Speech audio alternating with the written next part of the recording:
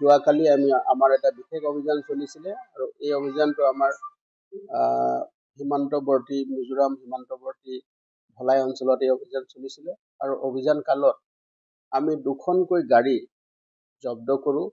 এখন গাড়ীৰ নাম্বাৰ হৈছে AS011Y 5989 আৰু দ্বিতীয়খন গাড়ী হৈছে AS11AB 2097। এই দুয়োখন গাড়ী যেতিয়া আমি ইণ্টাৰচেপ্ট কৰোঁ আৰু গাড়ীখনত থকা আৰোহী দুজন ব্যক্তি, এজনৰ নাম ৰিবুল হুছেইন লস্কৰ আৰু দ্বিতীয়জনৰ নাম আবুল কাছেম লস্কৰ, দুয়োজনৰ ঘৰ জয়ধানপুৰ ধলাই অঞ্চলত ঘৰ।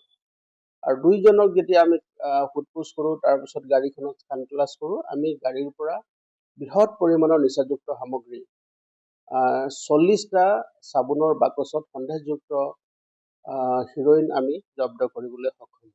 গোটেই সামগ্ৰীখিনি ইণ্ডিপেণ্ডেণ্ট উইটনেছৰ উপস্থিতিত আমি সামগ্ৰীখিনি আমি জব্দ কৰোঁ আৰু তাৰ লগতে 2টা গাড়ীও আমি জব্দ কৰোঁ। আৰু জব্দকৃত যি সামগ্ৰী আছে এই সামগ্ৰীখিনি যেতিয়া আমি স্থলীতে তাৰ ওজন লওঁ, তাৰ ওজনৰ পৰিমাণ আছিলে 464 গ্ৰামছ।